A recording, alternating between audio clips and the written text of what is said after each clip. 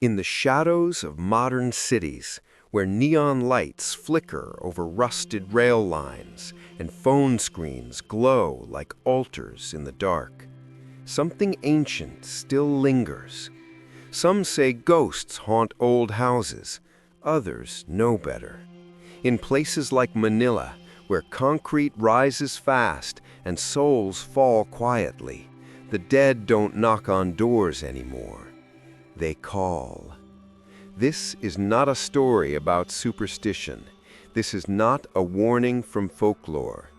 This is the ringing in your ear when no one's on the line, the reflection that moves just a little too late, the voice that answers after you've hung up. Tonight, we follow one missed call, just one, and you may want to turn off your phone before it rings back. This is Missed Call 1. The train doors slid open with a tired wheeze, metal scraping against metal like a sigh from the city itself. Elena Ramirez stepped inside, cradling her worn tote bag against her chest, the straps fraying from too many long commutes. Her heels echoed briefly on the floor of the nearly empty carriage before she settled into her usual corner, third car, second seat by the window. It was 8:46 p.m., exactly on time. The MRT was quieter than usual tonight. A soft fluorescent hum vibrated through the walls, and the dim lights cast long shadows across the seats. Outside, the city blurred by in streaks of gray and orange. Taillights, street vendors packing up, the silhouette of laundry hanging limp in the still night air. Elena exhaled. Another long day at the publishing house. More manuscripts, more deadlines, more silence between office walls. The only constant lately was the routine. Work, train, sleep. Over and over. A quiet rhythm she didn't mind. Not until the first call. Her phone buzzed. She blinked, startled. No one ever called her this late. She fumbled in her bag and pulled out the screen. Missed call, unknown number. 8:46 p.m. No voicemail. Weird. She pressed her lips together, glanced around the carriage. Just one old man sleeping upright, a student scrolling absently, and a couple whispering at the far end. She tried calling back. The line rang once, then again, and then a click, followed by a voice, soft, genderless, flat. This number is no longer in service, but they are still waiting. The call cut out. Elena stared at the screen, heart thudding against her ribs. She replayed the number, blank, no digits, no country code, just the words, unknown. She slipped the phone back into her bag and shook her head. Probably a scam call, one of those weird telecom glitches. No big deal. Except it happened again the next night. Same time, same number. And the one after that. On the fourth night, the train was emptier still. The city seemed to hold its breath, and even the vendors outside the windows were gone. Just concrete and wire and shadows. 8:46 p.m. Her phone vibrated. She didn't pick it up this time. She stared at the screen as it rang. Once, twice, 3 times. Then silence. No voicemail. Except when she checked her call log later at home, the timestamp was there. 8:46 p.m., missed call. But beneath it, where it should have said unknown again, something had changed. 1. That was it. No name, no number, just a single digit in parentheses. Her apartment in Quezon City was small and practical. A third-floor walk-up near the overpass, where the walls were thin and the water sometimes ran brown. She'd chosen it for the convenience, not the comfort. But tonight, the narrow rooms felt too still. She locked her door, kicked off her shoes, and flipped on the kitchen light. The bulb flickered once before settling. The air was humid. Her phone sat on the counter, charging. Out of curiosity, or maybe something closer to dread, she opened the voicemail tab again. Empty. Except there was a grayed-out entry beneath deleted voicemails, one she didn't remember opening. She tapped it. Silence for a moment. Then a hiss, like wind passing through a tunnel, the faintest clicking sound, like nails were tapping against glass, and just before it ended, a whisper. Not words, just the breath of one. She deleted it. That night she dreamed of steel tracks and water, a woman standing just beyond the edge of the platform, her face half-shadowed, hair soaked, one hand extended as if begging for someone to pull her back or join her. When she woke up, the sheets were damp beneath her body. Not sweat, not spilled water. Damp, like dew, like mist. Like something had passed through her room on its way somewhere else. At work, she tried to mention it to her coworker, Jamie, the kind who always had a new ghost story to tell over lunch. Jamie laughed it off. Girl, that's textbook echo line behavior. Elena raised her eyebrow. Echo line? Jamie leaned in, lowering her voice. It's an old train legend. It happens when someone dies on the MRT and the spirit doesn't move on. They say at certain times, usually close to when they died, they call back, not to haunt, but to finish what was left undone. You don't answer those calls. Elena stared at her. Jamie grinned. It's just a joke, don't worry. But that night, Elena's phone rang again. 8:46 p.m. She didn't answer. On the sixth night, she received a picture. She hadn't taken any pictures.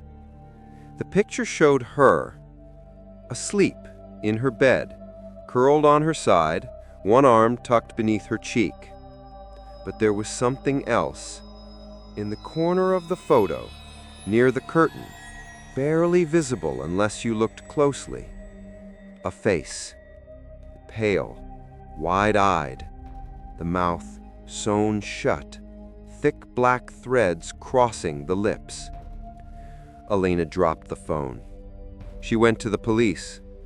They shrugged. No sign of forced entry, no prints, no camera tampering, maybe a hacker, maybe a sick joke, maybe just a glitch.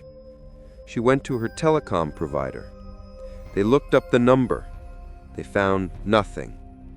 I'm sorry, the woman at the counter said. There's no record of that number ever being assigned. You're the first registered user for this SIM card. Elena stared at her. You're saying no one had this number before me? The woman hesitated, typed something, frowned. Well, according to the system, there was a user before, but it's marked as inactive due to death. Elena froze. When? She asked. The woman clicked again. Deactivation time, 8:46 p.m. She looked up. Elena's skin went cold. What time? She asked, voice barely audible. The woman clicked again. Deactivation time, 8:46 p.m. That night, Elena didn't ride the train. She took a grab home. She locked every window, turned off every light. But still, 8:46 p.m. came, and with it, the call. No number, just one. No sound, just a whisper in her bones, and the certainty that this wasn't just a wrong number. It was an invitation, one she hadn't accepted. Not yet. Elena stopped using the MRT. After a week of missed calls, eerie voicemails, and the photo that still made her stomach twist when she thought about it, she couldn't bring herself to step onto another platform. She took crowded buses instead. Sometimes she walked, even if it meant getting home past 10. It was irrational, she knew that, but her body flinched at the sound of sliding train doors now. Like muscle memory had learned fear faster than logic could dismiss it. And yet, the calls continued. Every night, 8:46 p.m. Never a second early, never a minute late. Her phone would vibrate once, twice, 3 times, and then silence. No new number, no visible contact, just one missed call.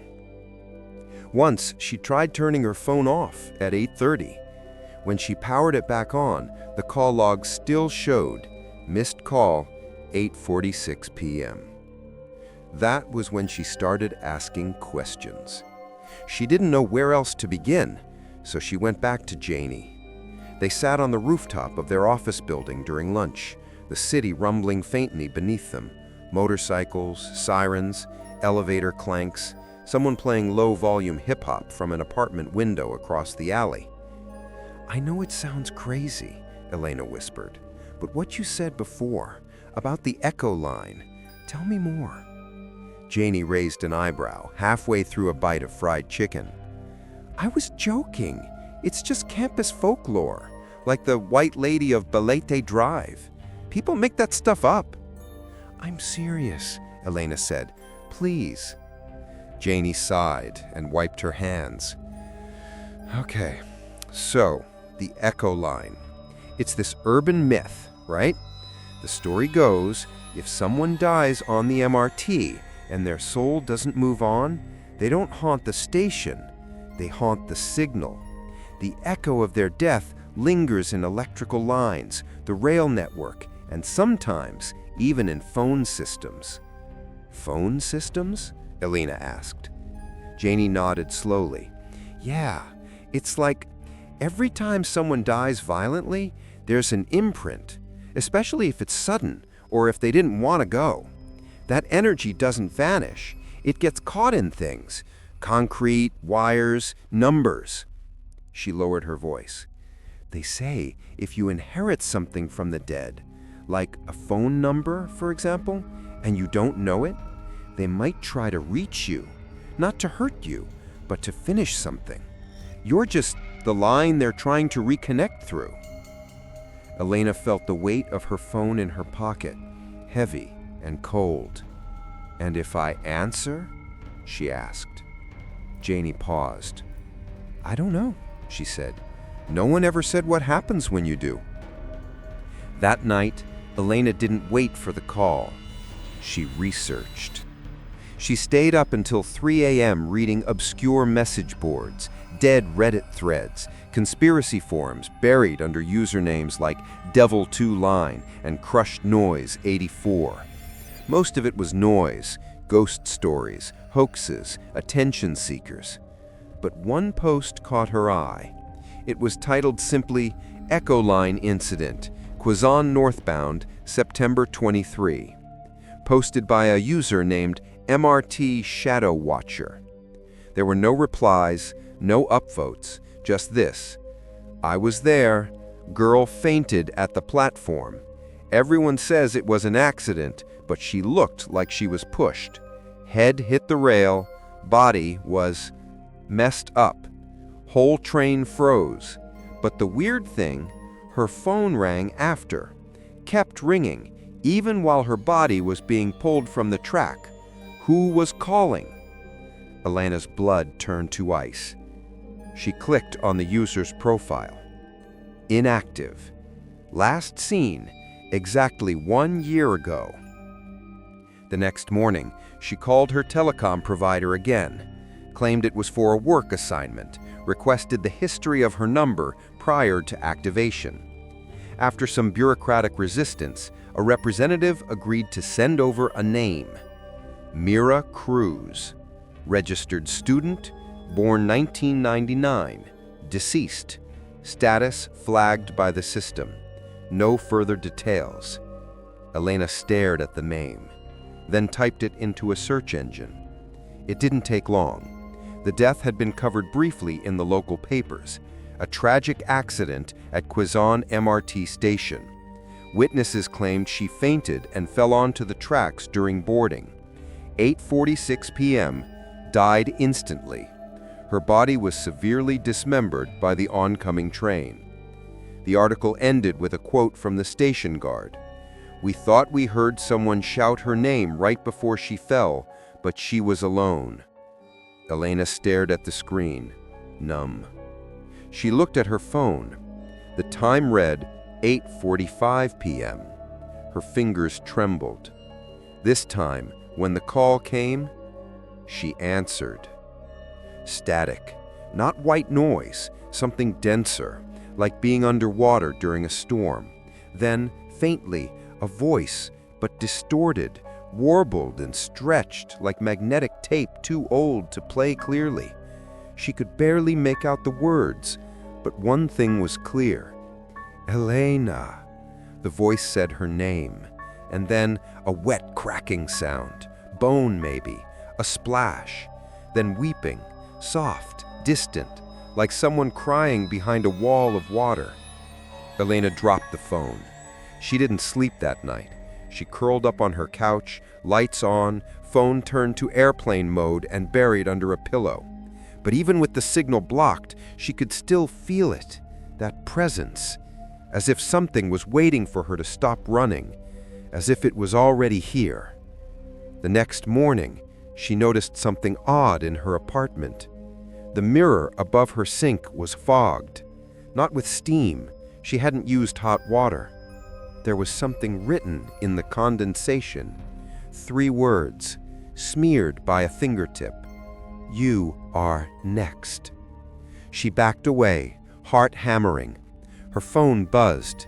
It was an email from an address she didn't recognize. No subject line, just an attachment. A low-resolution photo from a train platform. Blurry, grainy. Someone had zoomed in. At the edge of the frame, facing the camera, was her, standing completely still on the yellow line, expression blank, eyes unfocused. She had no memory of being there. And behind her, on the opposite side of the tracks, barely visible between 2 pillars, was the shape of another woman, a white blouse, long hair, face obscured. She gasped.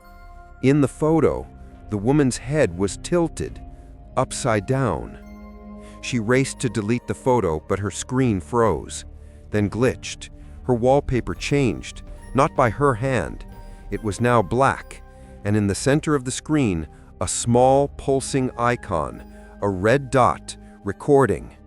She pressed every button. Nothing worked. The screen flickered once, then resumed functioning.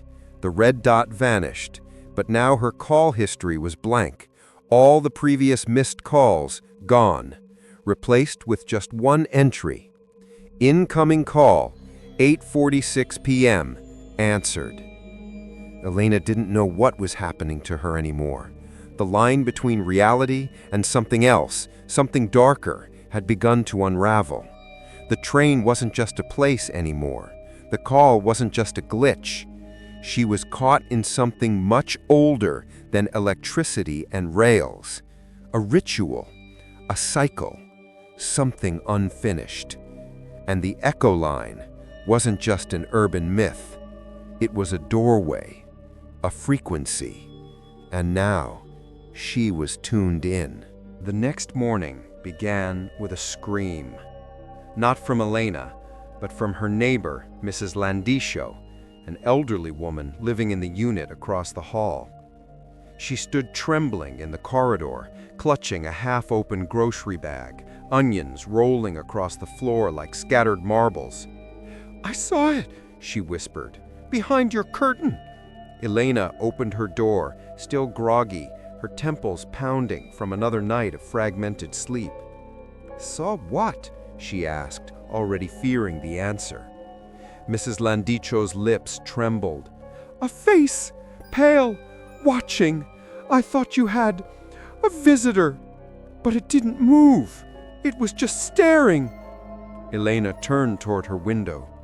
White curtains, closed, still. She tried to laugh. Probably a shadow. But deep inside, she knew it wasn't. Because Elena had seen that face too, and it had no business being alive. She hadn't taken another photo since the one that appeared on her phone, the one of her sleeping, the one with the face by the curtain. But that image lingered behind her eyelids like an afterimage burned into the soul. The face had been wrong. Not angry, not sad, just still. Wide eyes, pale skin, and the mouth, tightly sealed with thick black stitching, as if someone or something had forced it shut.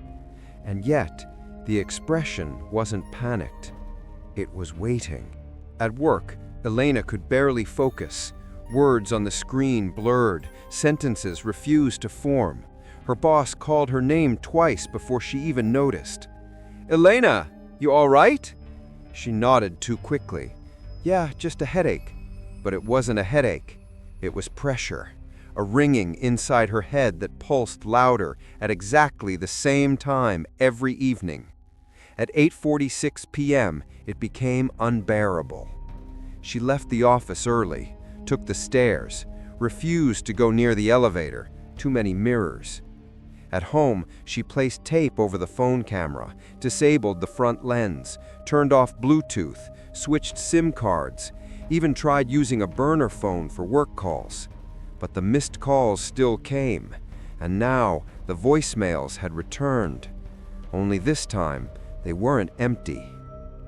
That night, Elena gathered her courage. She sat on the floor of her apartment, curtains drawn, all lights off except a single desk lamp humming beside her. Her phone sat on the table, speaker on, the latest voicemail queued up. She hit play. Static filled the air, a thin, high-pitched noise like a cassette dragged too slowly across a recorder. Then a voice, garbled, muffled, but familiar. It was her own voice, but reversed. Elena quickly recorded the file and ran it through an online audio reverser. When the file flipped and began to play again, she listened, heart thudding, breath shallow. Her own voice whispered, "They're inside the glass." And then silence, followed by the sound of dripping water. Then the faint snapping of bones, one, then another. And finally, the sound of someone weeping. But the crying was behind her, not in the recording, behind her. She turned around. Empty room. Curtains still. But something moved. A flick of white just beyond the fabric. Elena rushed over, ripped the curtain open. Nothing. Just the city lights. Cars crawling beneath overpasses, the distant hum of the train in the far-off dark. And then a vibration. She turned. Her phone had lit up. Not a call, not a voicemail, but a new image. She hadn't touched the camera. The photo showed her standing by the window, taken from behind her, as if someone had been inside the room, capturing her while she looked out. In the reflection of the glass, a woman in white, eyes wide, stitches darker now, wet, hanging open, blood soaking the thread. Her head tilted in a way no living neck could allow. The timestamp? 8:46 p.m. Elena ran to the bathroom, flipped the light on, stared into the mirror, but something was wrong. She raised her hand, the reflection didn't follow. She turned her head, her mirrored self stared straight ahead, frozen, eyes locked. And then the mouth moved. The reflection whispered, "You answered." Elena stumbled back, knocking over the trash bin. The light flickered, then went out. She slammed the bathroom door and sank to the floor, clutching her phone, sobbing into her knees. Later that night, she sat in bed with every light turned on. She tried calling friends. No one picked up. She opened her laptop and searched again for Mira Cruz, university student, Quezon Station fatality. More information had surfaced now. Maybe she had just missed it before. A blog post, a Reddit comment, or shared news clipping. Mira had been studying journalism. She was reportedly anxious, paranoid in the final weeks before her death. Told friends she believed someone was watching her. One comment said, "She started acting weird after she changed her number," said the new one had a voice. Another read, "She said something was hiding in the curtain at night, that it came closer every time she looked away." Elena felt the blood drain from her face. She stood up, slowly turned toward the curtain. Still, white, undisturbed. She didn't move for 5 whole minutes. But then, the fabric fluttered slightly, even though the windows were shut. She didn't sleep that night. Not really.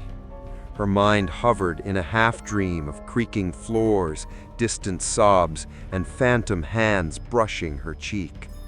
At some point, just before dawn, she sat up in bed and found her phone placed gently on her chest. She didn't remember putting it there. The screen was lit, a new notification.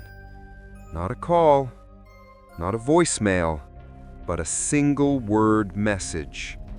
Soon. No contact name, no number, no sender. She didn't go to work. Instead, she called in sick and went to the university Mira had attended, San Vicente Polytechnic, down near the old church. The security guard waved her through. It was exam week and no one was paying attention. Elena wandered the halls until she found the bulletin board near the journalism department. There, among the faded flyers and lost ID notices, was a photo, a memorial, in loving memory of Mira Cruz. A smiling girl, bright eyes, long dark hair, white blouse. A chill ran down Elena's spine. She turned to leave, and that's when she noticed the emergency exit door at the end of the hall, unmarked, unused. Something scratched behind it. One slow scrape, then another. Elena backed away, and her phone vibrated. Another message. This time, it wasn't text. It was audio, a recording titled curtaineyes.mp3. She didn't want to open it, but her thumb moved anyway. The file played, and once again, it was her own voice, sobbing, whimpering, saying one phrase over and over. "Don't open the curtain. Don't open the curtain. Don't..." Then the voice cut out, and something else spoke in its place. "You did." Elena had never thought of a phone number as something that could outlive its owner. We change phones, change providers, lose numbers, get new ones. And yet, someone's voice could still be echoing through the same digits, trapped, waiting for the next user. The next day, she visited the telecom center in person. She no longer trusted emails or automated replies. The sun was glaring, but Elena wore sunglasses to hide the dark circles under her eyes. Inside, everything was cold and overly bright, artificial light buzzing, keyboards clicking, bored employees repeating scripts like machines. She approached the counter. The man behind the desk looked up. "Ma'am, how can I help you?" "I need information about the number I was assigned when I registered last year." He frowned. We can't give account details of other users. I'm not asking for personal information, she said quickly. Just the registration date. Who had it before me? Anything. He hesitated. She could see the conflict behind his eyes. Protocol versus pity. Finally, he exhaled and began typing. Her heart pounded as he squinted at the screen. SIM card was last active September 23rd of last year. Deactivated automatically. No payment, no top-up activity after the user passed away. Name? She asked softly. Mira C. Cruz, he said. Elena nodded. Can I ask, did she call anyone right before she died? He looked uncomfortable. That's beyond my access. What about the number she was calling from or receiving calls from? He hesitated again. Then, she received 3 calls from the same number on the day she died, all within 1 hour before her death. Elena felt a chill run through her spine. Can you tell me the number? The man looked around, then scribbled it on a slip of paper and slid it across the counter.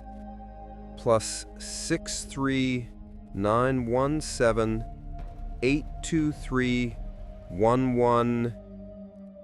The last 2 digits were smudged, intentionally. I shouldn't have done that. Please don't come back. Elena nodded, whispering a thank you, and left. She sat on a bench outside, sunlight glaring in sharp lines between passing clouds. She typed the number into her phone. No contact found. She searched it online. Nothing. No Facebook, no LinkedIn, no blog comments or past mentions. It was like the number never existed. But something compelled her to dial it. She hesitated, then tapped call. It rang once, then again, then click. A voice, but not Mira's.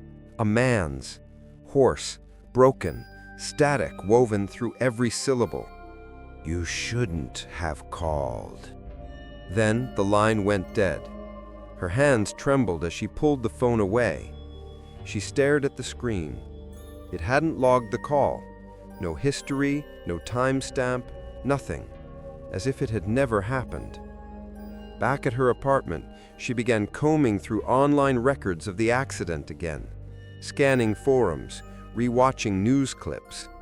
There it was, a grainy video from a witness's phone. Crowds gathered on the Quezon Avenue platform, emergency lights flashing, screams in the background. The video panned too fast to capture anything clearly, but paused at the right frame. Elena noticed something that made her throat tighten. Just before the train pulled in, Mira was standing at the yellow line, and someone, just behind her, had a hand on her shoulder. Elena leaned closer to the screen. The person's face wasn't clear, but their arm was outstretched. Their head was turned, looking directly at the camera. And even through the pixels, even with the distortion, Elena felt her stomach turn, because she had seen that face before. At home, in her dreams, in the window. The stitched mouth, the wide, unblinking eyes. It was her, but not her. Elena couldn't stop shaking. She replayed the footage again and again. Something was wrong with the timeline. Wrong with how the figure behind Mira seemed to shift every few frames. The way the crowd never looked directly at them. Like no one else could see her. Only the camera could. Only Elena could. That night, the call didn't come at 8:46. It came at 3:33 a.m. Her phone vibrated once, then stopped. When she picked it up, the screen wasn't lit. It was pitch black, but a faint whisper bled from the speaker. She wasn't the first. Then, you won't be the last. Elena dropped the phone. Sleep was no longer possible. She moved like a ghost through her own home, afraid to look in mirrors, terrified of what might be watching behind her curtains, her windows, even inside the reflection of her own eyes. Everything now felt thin. Reality, time, herself, as if she was walking inside someone else's memory, or being recorded from a place she couldn't see. At dawn, she returned to San Vicente Polytechnic. This time, she went straight to the journalism department archives. After pretending to be an alumni researcher, she convinced the dusty old secretary to let her view old student submissions. And there, in a file box labeled Radio Broadcasts, Oral Journalism Projects 2020 to 2022, she found a USB drive. Scrawled on its label, Voices After Dark, Final Submission, M. Cruz. Her hands trembled as she plugged it into her laptop. Inside, a single file, Last Train Entry.wave. She put on her headphones, pressed play. First came silence, then a faint hum, microphone feedback, and Mira's voice, soft, nervous. This is Mira Cruz for the Oral Journalism Project Voices After Dark. This is my final entry. She paused. I've been recording the train sounds every night, trying to capture something, anything. But lately, I think it's been recording me instead. Another pause, longer this time. Then, if you're hearing this, I think I'm already part of it now. A distant screech, metallic, the sound of brakes. There's a woman who stands behind me. She doesn't move, but I see her in the windows. I see her in my dreams. She doesn't speak, not with words, but she wants someone to answer. My phone, it's not mine anymore. I think she's in the number now. Then static, long, droning, and finally her last words. Please don't pick up. Whatever you do, don't pick up. The recording cut off. Elena sat frozen, then noticed something chilling. The file had been modified. Today's date, today's time. The computer had saved a new version, even though she hadn't touched it. And now the new file was titled Missed Call-2. There was only one way to know what was inside. She hit play. But it wasn't Mira's voice this time. It was her own, sobbing, repeating the same line over and over. I didn't mean to answer. I didn't mean to answer. Elena woke up on the sidewalk, barefoot, confused. A slow drizzle soaked her hair, and the sky was still dark, early, before sunrise. Streetlights buzzed above her, and passing motorbikes cast long, wavering shadows on the wet pavement. She sat up slowly, heart thudding. She didn't recognize the place. Cracked pavement, rusted railings, a broken billboard overhead, half torn, advertising funeral insurance. Where was she? She checked her phone. Battery, 17%. Time, 4:12 a.m. No missed calls, no new messages. But her GPS pin showed she was just outside Blumentritt Station. She hadn't taken the train in weeks. She had no memory of how she got there. Back at her apartment, Elena scrubbed her feet raw in the shower, as if she could wash away the place. She vomited twice, from fear, from confusion, from the rancid smell of smoke and metal she couldn't seem to get out of her nose. She didn't go to work, didn't call anyone, just sat in her bedroom all day with her back against the door, every light on, curtain drawn, the mirror covered with a towel. At 8:46 p.m., her phone lit up, not with a call, with a photo. a blurry image, taken from a low angle. It showed a train platform, a shadowy figure standing on the yellow line. Elena squinted. The figure looked like her, but thinner, wearing something she didn't own, and no shoes.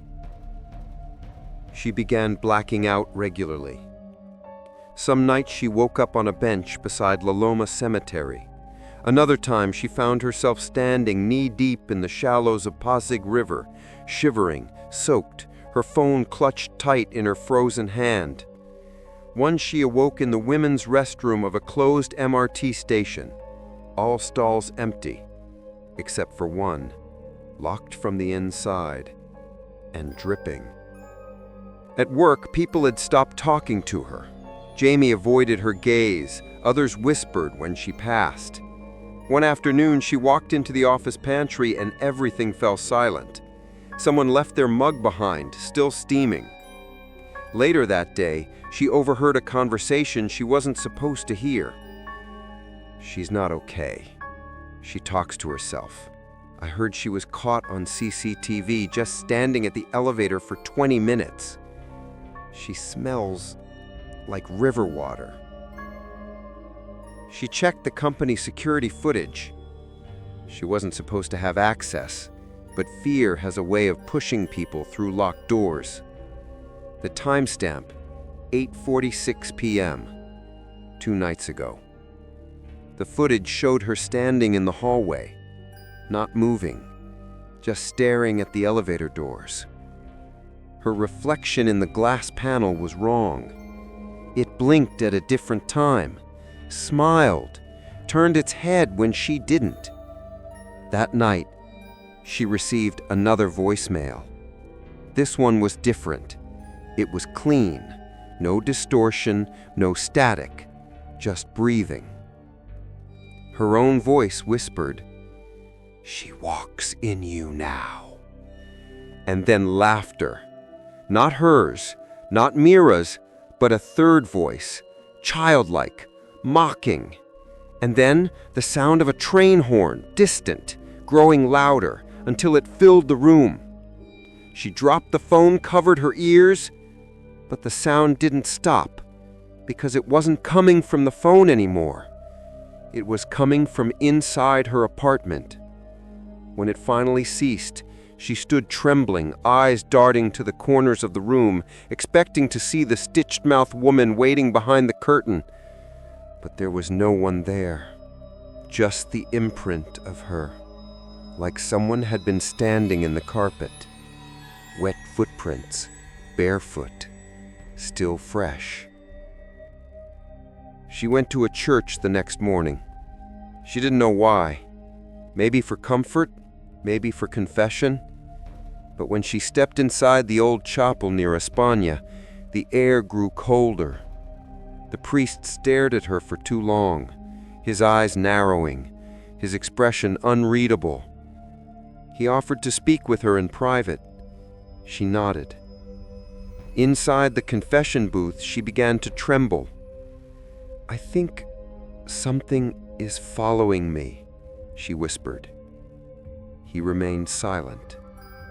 She continued, "I think it wants me to become her, or finish something she didn't." Still silence. Then she heard a voice, not the priest's, low, hoarse, familiar. "You already did." Elena gasped, threw open the curtain. The other side of the booth was empty. No priest, no one. Just her phone, buzzing in her pocket.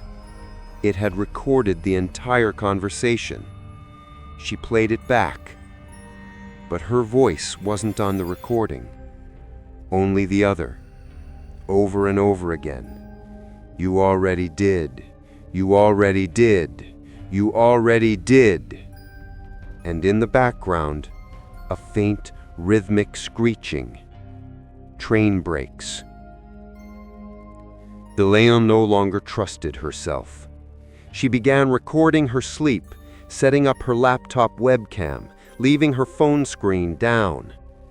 She couldn't remember her dreams anymore, but the footage always showed the same thing. Her rising from bed at 8:46 p.m., eyes closed, walking to the window, and standing there, perfectly still, as if waiting for something. Sometimes the curtain moved, even though the window was shut. And in one recording, just one, the stitched-mouthed woman reached out from behind the curtain and gently rested her hand on Elena's shoulder. Neither of them moved. The timestamp, 8:46 p.m. Elena stopped eating, stopped answering texts, stopped pretending she could explain what was happening. She didn't sleep in bed anymore. She unplugged all her electronics.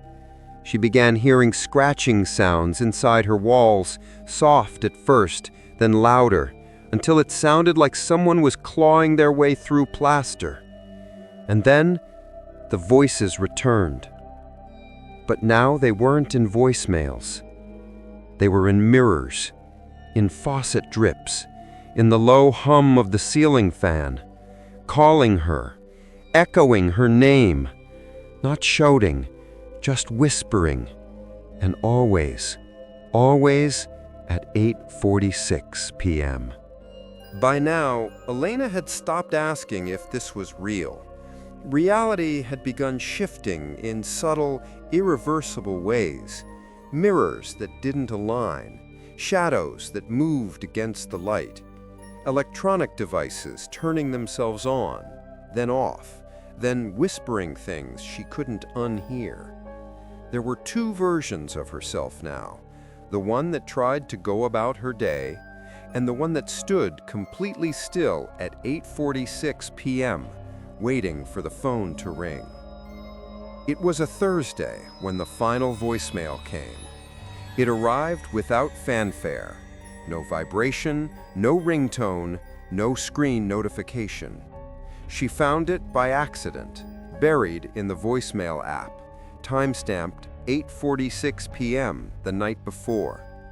The file had no name, just a single symbol. Elena sat at her kitchen table, phone in one hand, heart in her throat. She pressed play. The message began with silence.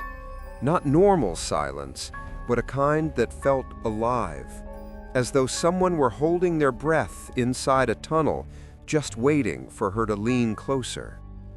Then a voice, a girl's voice, muffled, trembling. "He pushed me."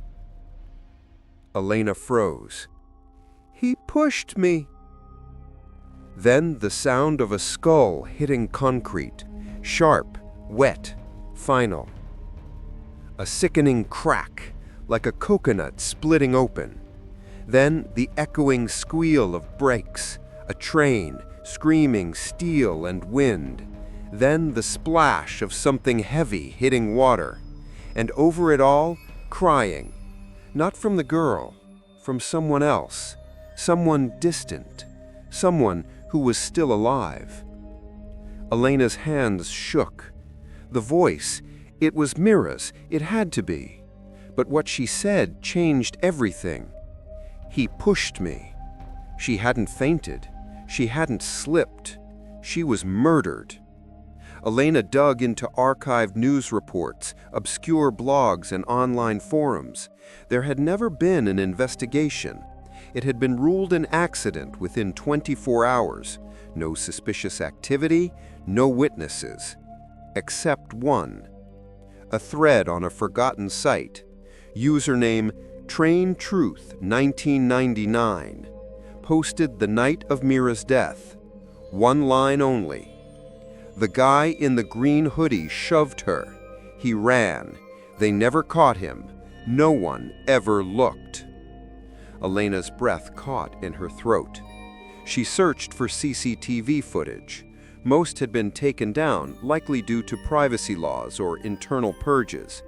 But someone had uploaded a slowed-down clip, a blurry figure in a green hoodie, standing just behind Mira. As the train approached, he leaned in. Her body jolted. She fell forward. The man turned and walked away, unnoticed, unbothered, gone. Elena's mind spun. Was he the reason this all started? Was the ghost not looking for peace, but for justice or revenge? The thought made her chest tighten. Because if Mira was targeting those connected to her number, what about the man who had called her 3 times that night? The one whose voice she had never heard. She needed to know. She needed to find him. She remembered the slip of paper from the telecom clerk, the number mostly smudged, but now something inside her whispered the digits, as if they'd been carved into her memory. She called it again. This time, no ringtone, just immediate connection and breathing. Then, a voice. Low, male, broken. "You shouldn't have followed this. She doesn't let go. You think it ends with you, but it won't. She's using your voice now." The call dropped. That night, Elena's phone recorded a call by itself. She hadn't touched it. No one had. It called Mira's mother. Elena found the log the next morning. The audio file was saved on her phone as if someone wanted her to hear it. She listened to the recording with trembling fingers. She expected static, glitches, nonsense. But instead, it was her own voice. Clear, calm, cold. She was pushed. You were lied to. They said she slipped, but someone killed her. I saw it. A long pause. Then the sound of the mother's voice, cracked and trembling. Who is this?" Elena's voice answered without hesitation. "She's not done yet, and neither am I." Elena stared at the wall. She didn't remember saying any of those things, but the voice was hers. The tone wasn't. It was emptied out, as if something had worn her vocal cords like a borrowed coat. At 8:46 p.m. that night, the phone didn't ring. It buzzed, just once. She picked it up. There was a new message. Not a voicemail. A selfie. Another one. Taken at night, she was asleep again, lying in bed, hands folded on her stomach like she was being prepared for a funeral. But behind her, behind the curtain, was the green hoodie. Faded, soaked, hanging from a skeletal figure. But the face wasn't his. It was hers, Mira's, but twisted. Dark veins under the skin, stitch marks at the throat, hair wet and matted against her face. And those eyes, still open, still waiting. Elena deleted the photo, but it reappeared, again and again, every time she turned on the screen, until finally it changed. The next time she opened her phone, it was in the photo, but she was standing, not asleep, not aware, standing on the edge of a train platform, barefoot, with her hands by her sides, waiting, alone. She couldn't stop shaking, couldn't stop crying. Everything was unraveling. Every time she blinked, she saw herself from outside her body, standing where she shouldn't be, answering calls she didn't remember. And now she wasn't sure if she was Elena anymore, or if she was something Mira had stepped into to continue what was left undone.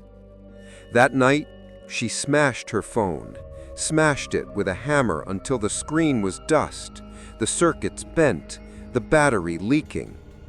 She threw it into the river, And then she walked home in silence, thinking it was over, thinking she had escaped. But at exactly 8:46 p.m., her apartment buzzer rang. She approached the door slowly, pressed the intercom. Static. Then, you answered. Elena didn't remember how she got back to the tracks. All she knew was the wind was cold, the gravel beneath her bare feet was sharp, and the steel rails hummed faintly under the weight of something approaching, but not quite arriving. The city stretched around her in muffled silence, as if every building were holding its breath. She stood in the dead center of the MRT platform at Taft Avenue. No trains were scheduled at this hour, and yet the electronic sign above her flickered once, then displayed 8:46 p.m., arriving soon. She turned to leave, but her legs refused to move. In Filipino folklore, there's a belief, hindi natapos, hindi matahimik. The unfinished cannot rest. Elena had heard it before, an old saying, usually spoken over candles during wakes or whispered in neighborhoods where ghosts were more familiar than strangers. When someone dies with pain, betrayal, or longing still clutched tightly in their spirit, they may not cross over. They linger, sometimes in their favorite chair, sometimes in mirrors, sometimes in the airwaves. Elena stood by the yellow line, trembling. She could feel it now, in her bones. She wasn't being haunted by Mira. She was becoming her. The signs were everywhere. Her reflection no longer matched her expressions. Her voice had started to glitch on recordings, like an echo layered over someone else's. And her sleep? It was no longer hers. She would wake up standing, sitting, whispering words in languages she never learned. Once she found herself scribbling something into her wall with charcoal. When she snapped out of it, the phrase read, "You are the line now." She tried scrubbing it off, but the wall bled ink. She stopped contacting people altogether. She didn't want anyone else pulled into it, didn't want them to see her changing, because she was. In the mirror, her hair looked darker, her eyes duller, and one day she looked down and saw faint red lines around her lips. Not cuts, not scratches, thread marks, like someone had started sewing her mouth shut from the inside out. Elena turned to online forums, desperate for help, for understanding.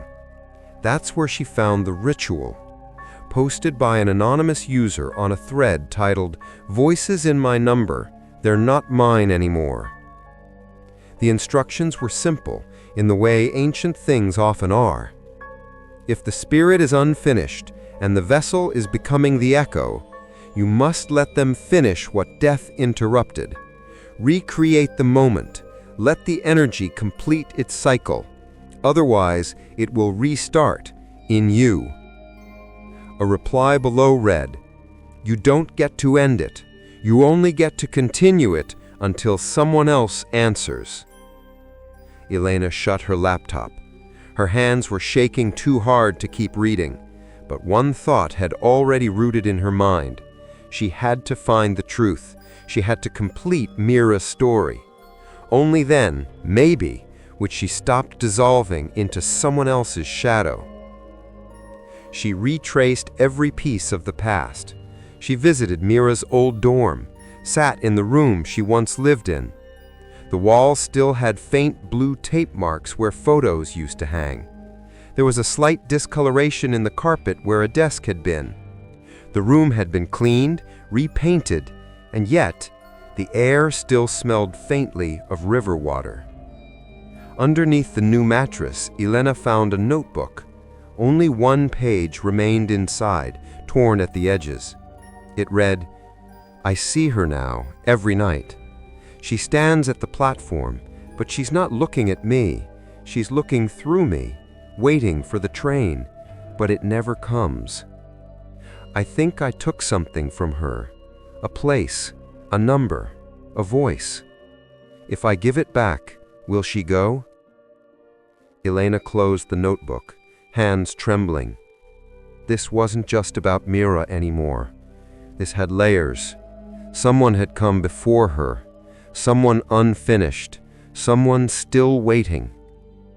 That night, Elena returned to the station, not to run, not to hide, but to ask.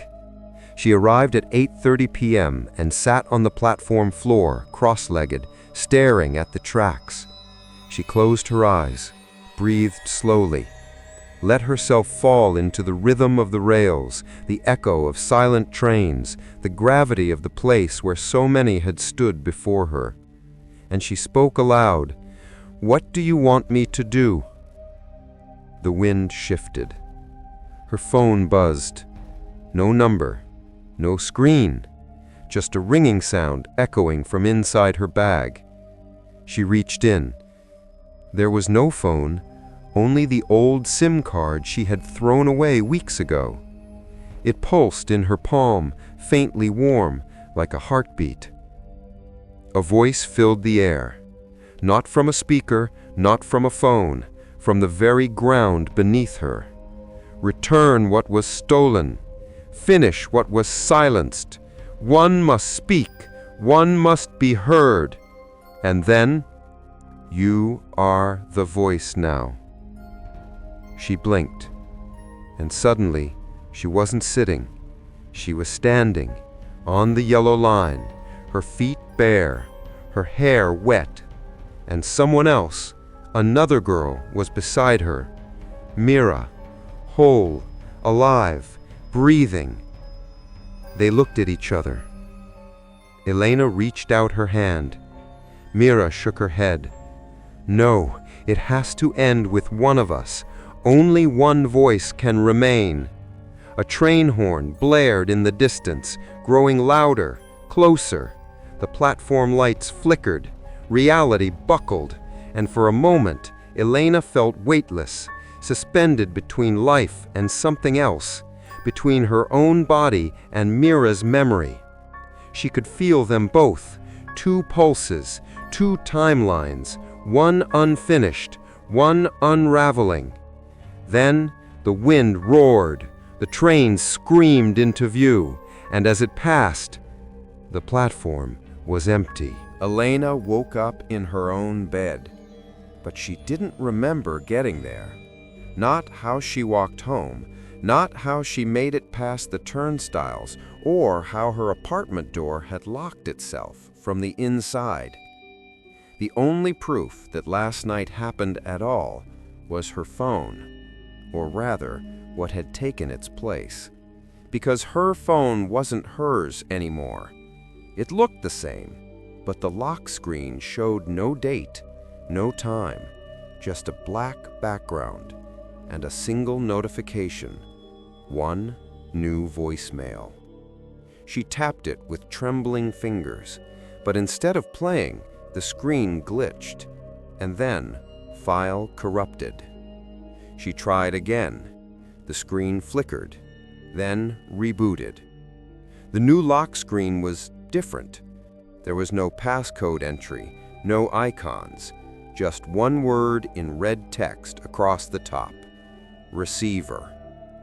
She turned off the device, removed the battery, but the screen lit up again anyway, even with the SIM card out. It pulsed like it was breathing. She packed everything into a backpack: phone, laptop, charger, broken SIMs, and went to the one place that still felt untouched by this madness: the university. San Vicente Polytechnic, again. This time she didn't sneak in. She walked straight to the media lab in the basement, the same lab where Mira had reportedly edited her final project. The door was locked. She broke it open with a fire extinguisher. Inside, the room smelled of dust and old electricity. Equipment lined the walls: radios, monitors, ancient cassette decks with cracked knobs. In the center, a half-functional computer tower hummed quietly, the screen asleep. She tapped the mouse. The monitor blinked to life, and on the desktop, a single folder. After 8:46. Her hand hovered. She double-clicked it. Inside, one audio file. finalvoice.wave. She didn't remember downloading it. She didn't even know where it had come from, but it was already time-stamped with today's date, today's hour, 8:46 p.m. She pressed play. Silence, then static, then a voice she didn't recognize, a man's, calm, quiet, almost tender. She kept calling him, even after the funeral, even after the bones were collected from the rails. She thought she could still talk to him through the number, through the signal. Then another voice, a woman this time, whispering over and over. He didn't answer. He didn't answer. He didn't. The voices overlapped, layered, stacked like a chorus of the dead, until one word rose above the others. Receiver, receiver, receiver. Then the voicemail beep, a tone so sharp it felt like it pierced her skull, and a final message. The signal isn't broken. You are. The file ended. Her phone rang, but not from the speaker, from the computer tower itself. She reached for the power button. Before she could touch it, the screen changed. Live video of her room, her own apartment. She watched herself walk into frame.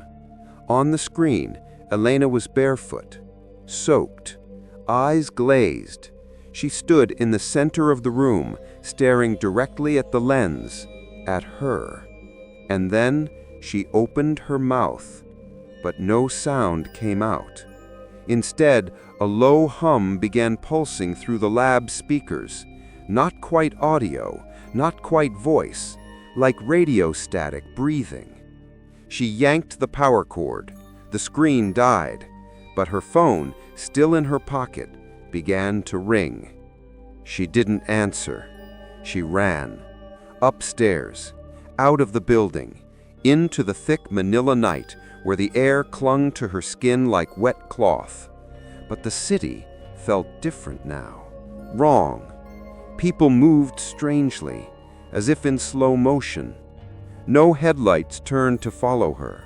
Even the dogs, usually barking from balconies, had gone silent. And when she finally reached the corner store near her apartment, she realized something chilling. The signal was gone. No Wi-Fi, no LTE, no bars, no time. Her phone read, "No service. Receiver active." She found a payphone, old, rusted, miraculously still connected. She dialed her old number, the one that started it all. It rang 3 times, and then someone picked up. Not a voice, breathing. Then footsteps. Then the sound of her own voice whispering, "I'm not in your phone anymore. I'm in you." Elena dropped the receiver and staggered back. The streetlight above her flickered. For a split second, her shadow split in two. She returned home in a daze. Her AD apartment door was already open. Inside, everything was exactly where she left it, except for one thing. In the center of her living room floor, a line of salt, a circle, a ritual of some kind. And in the middle, a phone. Old, Nokia style, antenna cracked, buttons worn, screen glowing faintly. She stepped into the circle, picked it up. The screen displayed "Missed call 1." Then rang 8:46 p.m. She didn't press anything, but the phone answered itself and played a voicemail. A voice, this time Mira's, spoke calmly. No fear, no static. "You came back. That means it's almost over. I don't need to finish what was mine. I only need to leave it somewhere safe. And now I have. Thank you for holding it. But now it's yours. Don't let it ring again." Click. The phone powered down. Elena dropped it into the salt ring, and as she stepped out, she felt the air shift, like something had closed, or passed through, or died. She stood in the quiet of her apartment, breathing, waiting, listening. For the first time in weeks, nothing happened at 8:46 p.m. No calls, no whispers, no faces behind curtains, just silence. But when she walked past the mirror that night, she caught a glimpse of herself, holding a phone. She turned. Her hands were empty, but in the reflection, she was still holding it, still waiting, and the screen still glowing. After the silence came the colors. It began subtly, a flicker at the edge of her vision, a reflection in a passing car window, a distant blur in the crowd. A woman, always in red, always watching. Elena first noticed her on the overpass near Recto. She was standing at the far end, motionless, her crimson dress bright against the gray sky. Pedestrians passed her by without a glance. A jeepney honked. Dogs barked. But the woman didn't move. Elena blinked, and she was gone. The second time, she was on the train. Elena wasn't riding, not anymore, but she passed through the station on her way to the bus. As she crossed the platform, the train rushed by. In the corner of one car, seated by the window, the woman in red. Hair black as midnight, falling like a veil down her back. Skin pale, hands folded neatly in her lap. Her eyes met Elena's, even through the glass, even at that speed. And she smiled, a thin, knowing smile. Elena stumbled back. The train vanished down the tunnel, but the chill lingered. Not Mira, not the girl from the stitched mouth photo. This was something older, more deliberate, more aware. That night, Elena dreamed of rivers, black water flowing through broken stations, flooded escalators, rusted turnstiles sinking beneath oily waves. She stood on a platform made of bone. Across from her, on the other side of the tracks, the woman in red waited. The next morning, she awoke with mud on her feet. Actual mud, black, wet, reeking of rot. And under her fingernails, red thread, tangled, torn, like something had been sewn or unsewn. She returned to the forums, desperate now, searching not for Mira, but for her, the red woman. It didn't take long. Buried in an old thread titled, "Voices on the Platform, Don't Look at Her Dress," one comment stood out, from a user called Cadaverline07. "She's not part of your haunting. She is the echo's architect, a collector, a keeper. Where one dies unfinished, she waits to offer a way out, or a trap in disguise. She wears red so the blood won't show, And no matter how many times they try to leave, someone always takes their place. Elena shut her laptop and stared at the wall. Mira hadn't started this. Mira had been chosen, just like her, just like the ones before. At 8:46 p.m., her phone didn't ring. Instead, the lights in her apartment flickered. The shadows in the hallway deepened, and through the peer hole, she saw red. She didn't open the door, but she didn't need to. When she turned toward the mirror, the woman was already there, standing behind her, reflection only, a presence without form, the red dress trailing behind like a pool of blood. Her lips didn't move, but Elena heard her voice.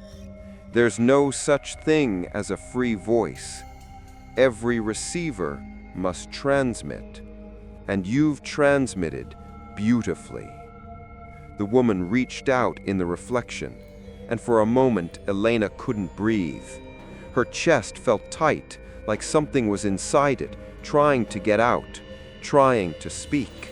She fell to the floor, coughing, and spit up a SIM card, blackened, warped, burnt at the edges. She stared at it in horror. The number etched on its surface, Mira's. She rushed to the sink, tried to destroy it, but it wouldn't burn, wouldn't break, wouldn't even sink in water.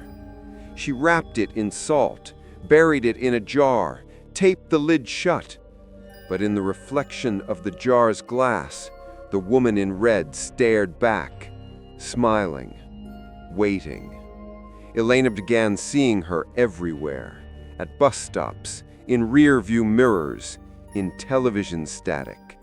No one else reacted. No one else saw. It was her haunting now, not Mira's, not the girl from the tracks. The red woman was the thread that sewed their all stories together. She visited a local spiritualist, an old woman known for cleansing homes. She begged her for answers. After placing a hand on her chest, the woman recoiled. You're not being followed. You're being filled. Something hollow has made a room inside you. Elena broke down. The woman gave her 3 words before sending her away. Change your number. It sounded absurd, but desperation dulls reason. So Elena did it. A new number, new SIM. She left the phone store shaking. But that night, for the first time in months, nothing happened. No calls, no voices, no reflections. Until the next morning. When she woke up, her new phone was on the floor, the SIM card removed, and her old number had returned, etched across the screen.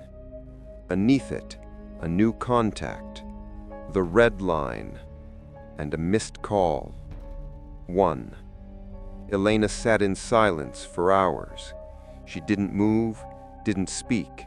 She just stared at the phone until she whispered, "What do you want?" And the phone screen replied. The text appeared slowly, 1 character at a time.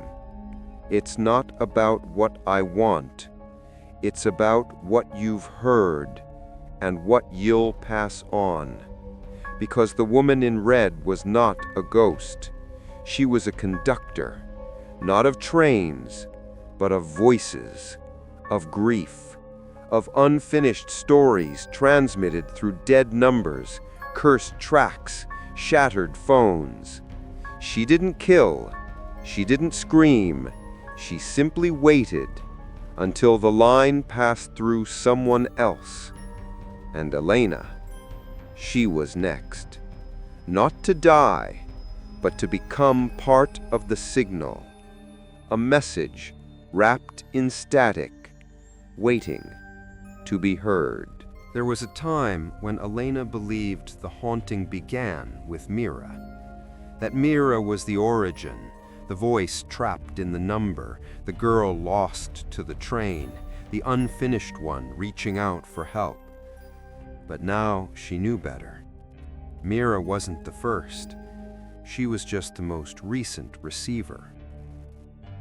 Elena spent the next few days tracing the number's history. She bypassed the telecom's security system using a contact she'd found on the forums, a tech student named Angelo who believed in curses more than coding. For a fee and a warning, he sent her a list. Every registered user of her number over the past 2 decades. There weren't many, but each entry had one thing in common.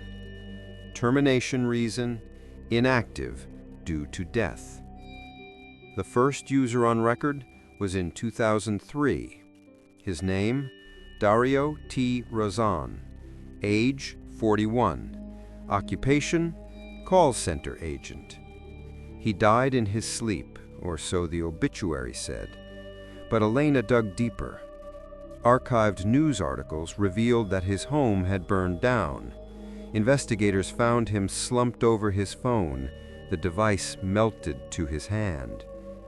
Neighbors reported hearing him screaming before the fire started. One said, "He kept yelling, 'It's not my voice,' over and over." The next user, Leila Montero, 2008, a freelance journalist, went missing after publishing a controversial piece on haunted technology, a story that included interviews with train conductors about electrical disturbances on the MRT lines. Her last known location? Guadalupe Station. Security footage showed her stepping onto the platform at 8:46 p.m. She was never seen again. Then came Benji Ortiz, 2011, a theology student. He was admitted to a psychiatric facility after claiming God had been replaced by a voice inside his phone. He gouged out his own eardrums and wrote in his own blood, "The red woman listens through me." Elena stared at the list. These people, one after the other, had held the number. All different ages, different lives, different cities, but all of them had one thing in common. They'd been linked to the signal, and they'd been erased. There were 8 names total. Mira was the 9th. Elena was the 10th. But someone had to be first. Someone before 2003. Someone who began the lineage, and the records stopped just before her. She scoured old forums again, deep web message boards, cursed tech wikis, and that's where she found it. A thread titled, "The Original Transmission, 1987 Landline Incident, Pasay." It had been deleted, but the Wayback Machine had a snapshot. Inside, a user described a series of strange deaths surrounding an experimental analog landline network in late 80s Manila. A program that connected landlines directly to public broadcast frequencies. The first test subject? A switchboard operator named Adela Marasigan. She reportedly died on duty, electrocuted when her headset caught fire during a signal surge. Her final words, according to the coroner? "I can hear her walking through the wires." Elena felt the weight of it then. This wasn't about her. It wasn't even about Mira. It was about Adela. The first, the original, the woman who became the transmission. She found an old photograph of Adela. Newspaper scan, black and white, slightly faded. But the image was clear. A woman in a red dress, smiling slightly, standing beside a wall of tangled wires. Her eyes, though frozen in film, seemed to look through Elena. The woman in red had a name, Adela. and she hadn't died unfinished.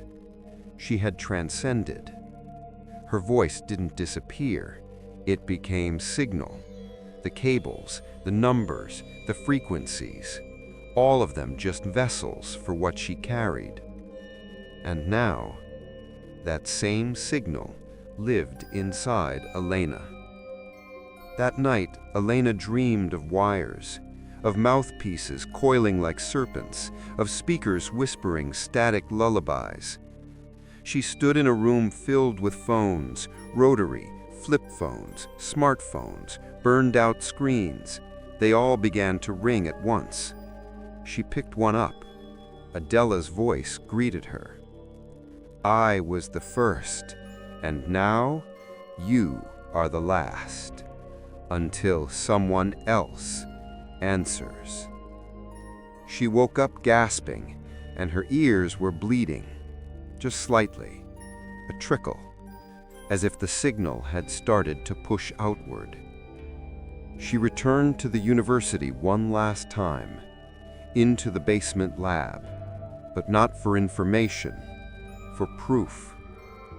She searched for a file that matched the time and tone of the earliest Echo Line recordings, something hidden deep, something left behind. And there it was, untitled, undated, audio only. But the waveform was unmistakable, a human voice buried beneath miles of distortion. She cleaned it up with software. What came out was devastating. A woman's voice, trembling, afraid. I tried to shut it down. I tried to burn it out, but every time I closed a signal, it opened a new line. She walks the red circuit now, and you're next. The voice ended in a long, sharp inhale. Then, silence. She copied the file, labeled it receiver.mir.wave, and left it on the university server, a breadcrumb for whoever came next, because now she understood. No one escapes the Red Woman. You don't delete her. You don't defeat her. You only delay her until the next voice answers the call. Some stories don't end. They branch. They spiral. They hide themselves inside devices, inside frequencies, waiting not to be remembered, but to be repeated. Elena knew that now. The Red Woman was not seeking revenge. She was seeking transmission. And Elena had become the signal tower. But not all ghosts were echoes. Some were regrets. Some were voices Elena couldn't stop thinking about. One voice in particular. The man who called Mira 3 times the night she died. The man who whispered, "She doesn't let go." The one who vanished before her story ever began. She found his name buried in Mira's archived contact list. Not a full name, just Santi. A broken heart emoji beside it. The only contact still saved when Elena hacked into Mira's backup cloud. The call history confirmed it. 8:06 p.m. Incoming from Santi. 8:21 p.m. Missed call from Santi. 8:45 p.m. Missed call from Santi. 8:46 p.m. Death report filed. He had called her minutes before she fell, and then disappeared. Elena dug further. There were no online records of a Santi cruise linked to Mira. No social posts, no tagged photos. But someone on a message board recognized the name. A former student from San Vicente Polytechnic, described as quiet, into old audio equipment, kinda intense, dated Mira for a while, left school after she died. No one saw him after that. One reply stood out, a cryptic note. Santi didn't run, he was taken. She followed the thread to an abandoned social page, something from the Friendster era, resurrected by an archivist. The profile picture was grainy, a young man with headphones, sharp eyes, and a t-shirt that read, "Radio is never dead." Under his About Me section, "I hear them when no one else does," and one status post from the week Mira died. "If I disappear, it wasn't an accident. It was a frequency." She traced the IP log from his last known online session, a coffee shop in Pandacan, Manila. Closed now. Condemned. She went anyway. The windows were smashed. Dust clung to broken chairs. But at the back, behind a tattered curtain, was a wall covered in recorded numbers, post-it notes, scribbled dates, times, initials, and a single phrase repeated in red ink. "Call history is not memory, it's ritual." On the floor, tucked beneath a cracked audio deck, she found a notebook. Inside, dozens of voicemail transcriptions, all from Mira, all from her final month alive. Some messages were normal, everyday couple things. "Call me when you're out. I saved you a seat in the library. Are we still okay?" But then they darkened. "I heard your voice in my sleep, but it wasn't you. Why is my phone talking to me when it's off? I think the signal wants me instead of you." And the final one, dated one day before her death, scrawled in Santi's own handwriting. She said the red woman offered her silence in exchange for staying. She said no. Now it's my turn. Elena sat in the dust, clutching the notebook. So that was it. Santi had tried to save Mira, warn her, possibly even bargain with the red woman himself, and he failed. Or worse, he'd been absorbed into the line. That night, Elena received a call.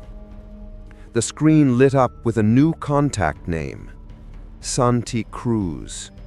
No number, just static where digits should be. She answered. A pause, then a voice. His voice. Faint, distant, warped by something not quite digital. She won't stop until she's heard by everyone. The call isn't from her anymore. It's from what she became. You're not being haunted. You're being recorded. And then, softer. Tell Mira, I tried. It cut off. Elena felt tears on her face. Not her own.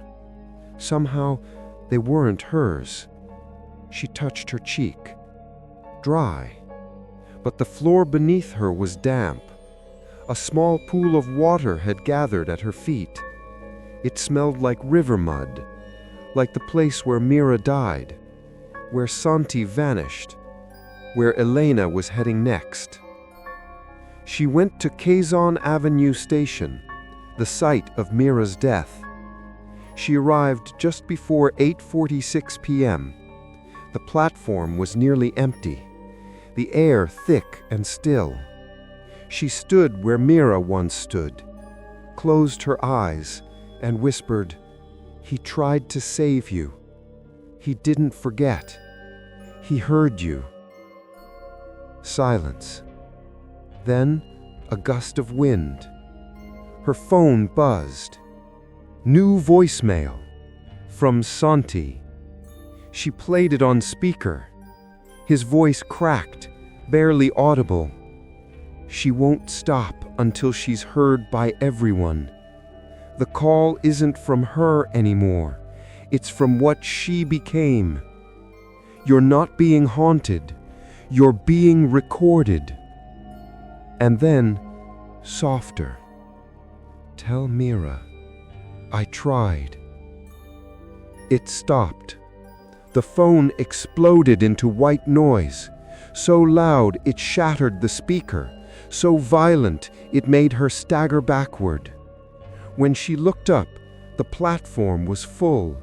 Commuters, blank faces, phones in their hands, all ringing, all at 8:46 p.m., all displaying missed call 1, and all of them staring straight at her.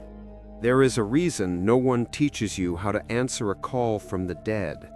Because the moment you do, you're not just picking up a phone, you're picking up a burden, a story that refused to end, a ritual that needed a voice. And once you answer, you become part of the message. Elena now understood this, not from books, not from Mira, not even from Santi.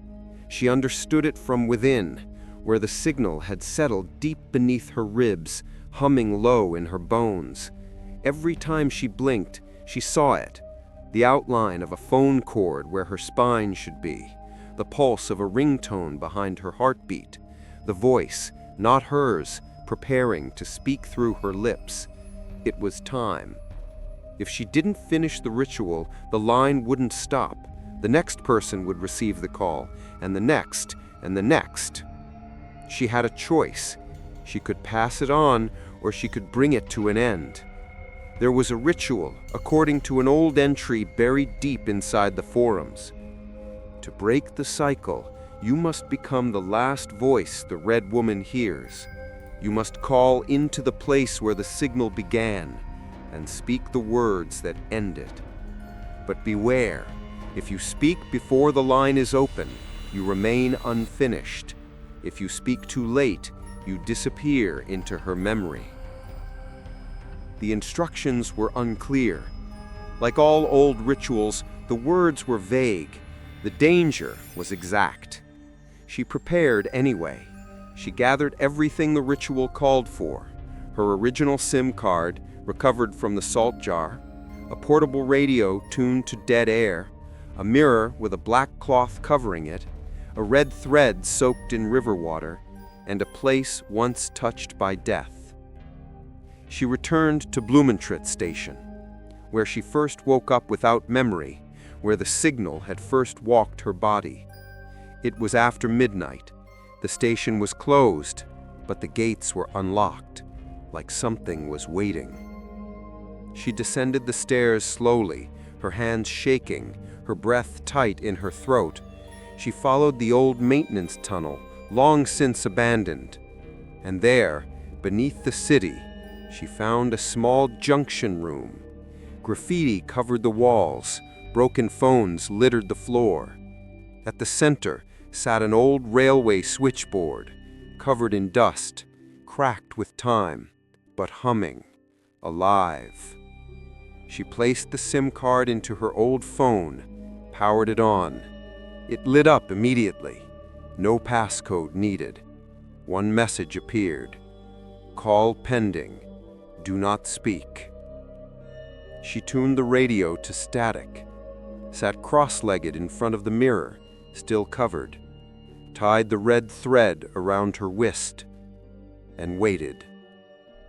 At exactly 8:46 a.m., 12 hours from the usual time, the phone rang, but not with a normal ringtone. It sounded like a chorus of every missed call she'd ever ignored. Hundreds of echoes, layered, crying, screaming, laughing, begging. Then, silence. The screen flashed, "Now speak." Elena pulled off the black cloth from the mirror. Her reflection was gone. In its place, Mira. Behind her, the woman in red, Adela, her hands resting gently on Mira's shoulders, smiling, waiting. Elena stared straight into the mirror and spoke the words written in the ritual. I am the last voice. I have heard you.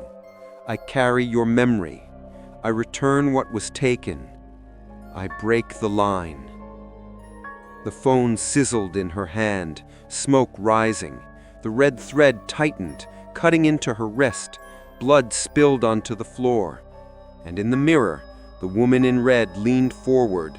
Her mouth finally moved, and for the first time, Elena heard her voice. Then speak your name, and make it the final echo. Elena swallowed. Her lips trembled. My name is Elena Ramirez, and this story ends with me. The mirror shattered, the radio screamed, the phone burst into flame, and Elena collapsed. When she woke, the station was empty. Daylight filtered through broken windows. No smoke, no mirror, no phone, no thread. Just the silence of something having finally ended. She stood slowly, checked her pockets. Her phone was gone, but her reflection was back. Real, aligned, hers. She touched the glass. It touched back. No delay, no ghost, no echo. She left the tunnel and walked into the sunlight. The city moved again. People laughing, cars honking, the weight of ordinary life returning. For the first time in weeks, her head was quiet. The signal was gone. The red woman no longer followed. Mira no longer wept. The call had ended. Or so she thought. That evening, as the sun dipped behind the skyline, Elena passed by a street vendor selling old phones. A child was holding one, an ancient flip phone with cracked buttons. He giggled, pressed it to his ear, then stopped, went pale, stared at nothing, and whispered. She said thank you, but she's still listening. And someone just answered. For a few days, Elena believed it was over. She ate again, slept, walked without checking every mirror. No more missed calls, no more 8:46 p.m., no more voices. She even smiled once when she saw the sun fall across her bedroom window, soft and warm and ordinary, the kind of smile that says, I survived. But survival is not the same as freedom, and some rituals don't end, they only reconfigure. It started with a photograph. A selfie taken by her coworker during a birthday lunch. Elena stood in the background, mid-laugh, head tilted. But in the window behind her, there was no reflection. Everyone else was there, the glass clearly showing their mirrored backs. But where she stood, only empty air. She told herself it was the angle, a trick of the light, a rendering glitch. But the next morning, she saw it again, in the spoon as she stirred her coffee. No reflection, just the ceiling, as if she had become invisible in silver and glass. She ran to the mirror, heart racing. It showed her face, eyes, skin, expression, but it was wrong, slightly delayed, slightly dull, and then it smiled before she did. She stumbled back, horrified, tore a towel off the rack and threw it over the glass, sat on the bathroom floor for hours, unable to move. She didn't sleep that night.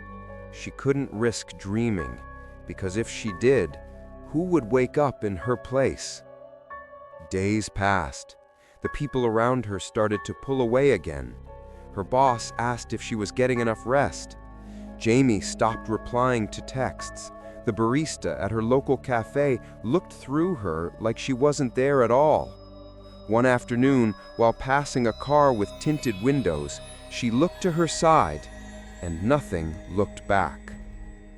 She visited a psychiatrist, tried to explain it. He nodded kindly, wrote things in a notepad, asked if she'd ever experienced derealization. Sometimes, he said, trauma disconnects us from our sense of self. She wanted to believe him, wanted the answer to be medical, scientific, treatable. But then he offered her a mirror to try something called reality testing.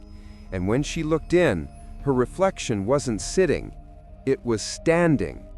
She screamed, knocked the mirror to the floor. He called for security. She ran before they could stop her. Back at home, she threw out every reflective surface, mirrors, photo frames, laptop screens. She covered her phone with electrical tape, but the glass in her eyes still showed her what she didn't want to see. When she blinked too fast, she saw someone else behind them, watching, waiting, becoming. At night, she recorded herself sleeping again, just to be sure. The footage played like a horror film. Elena sleeping, peaceful. Then at 8:46 p.m. she rose, eyes closed, body stiff. She walked to the covered mirror in the hallway, stood there, and whispered, "Are you ready?" Then she peeled the cloth away and vanished from the frame. Elena stopped the video, deleted it, burned the SD card. It didn't matter. The truth was already inside her. She wasn't the girl who answered the call anymore. She was the voice waiting to be heard. She began seeing herself in places she hadn't been. Online, in random security camera leaks, on a TikTok video of a stranger's MRT commute. She stood behind them in the reflection, unmoving, expressionless, her mouth slightly opened as if preparing to speak. Comments flooded in. "Who is that woman behind you? The girl in the back doesn't blink. This is cursed AF. I saw her at Cubao too, same dress. I think she's in my window now." She stopped leaving her apartment, afraid her presence might infect others, afraid she wasn't just cursed, but contagious. The final proof came when she recorded a voice memo for herself, just to hear her own voice again. She played it back, and what she heard wasn't her. It was her tone, her accent, but not her words. The reflection is not a copy, it's a seed, and you've watered it long enough. She stared at the screen. The message ended, and a new one began to play on its own, one she hadn't recorded. This voice wasn't hers, it was the red woman, Adela. Soft, patient, smiling even in sound. "You did everything right. You followed the ritual, and now you are ready, because the ones who fear the mirror the most are the ones it remembers." Elena walked to her bedroom mirror, stood in front of it, removed the cloth, and looked herself in the eyes. The reflection didn't smile, didn't blink, didn't speak. It simply reached forward, slowly, touching the other side of the glass. And Elena, she didn't pull away. She touched back. And for the first time, the reflection felt warm. The station was quiet. Too quiet. Even for a city like Manila, even for late at night. No screeching trains, no footsteps, no vendors, no music from someone's phone speaker. Just the distant hum of fluorescent lights and a silence so still it felt held, like the entire world was holding its breath. A month had passed since Elena last heard the call, or saw her reflection blink out of sync. She had learned to live with the quiet, or maybe within it. No more haunting voices, no more rituals, no more Mira. But deep down she knew something wasn't right, because she hadn't stopped the curse. She had simply become it. People still looked through her. Photos still forgot her face. And whenever she passed a shop window, the glass held its own version of her. One step behind, always watching. She didn't own a phone anymore. She got rid of her SIM cards, deleted her social accounts, disconnected everything. But the silence wasn't freedom. It was waiting. One morning, she walked past a second-hand electronics shop downtown. In the corner of the window display, an old phone. Familiar model, scuffed edges, screen cracked. It was hers, her original one. The shopkeeper said someone had dropped it off in a donation box. No name, no return info, just the phone and a note taped to the back. Someone needs to hear this. Elena stared at it for a long time. She didn't want to touch it, but her hand moved anyway. That night she brought it home, charged it, waited. At 8:46 p.m. the screen flickered on. No ringtone, no voicemail, no file. Just 3 words. You are ready. The next morning, Elena was gone. The landlord said her apartment door was found ajar. Lights still on, everything in place, nothing taken. No signs of struggle. But her bed was untouched, her shoes by the door, and on the kitchen counter, the old phone. Screen glowing. No apps, no buttons, just a single notification pulsing slowly like a heartbeat. Missed call. 1. A week passed, then 2. No word, no sightings. Posters were printed, but few people remembered her. It was as if she'd faded, like her name never left a mark. Then a telecom agent assigned a recycled number to a new user, a teenager named Riley, fresh out of high school. It was a random number, or so they said. He activated his phone. The screen flashed, and a call came in. No number, no contact, just incoming call, 8:46 p.m. He let it ring. Once, twice, 3 times. He smiled, shrugged, and answered. The line was quiet.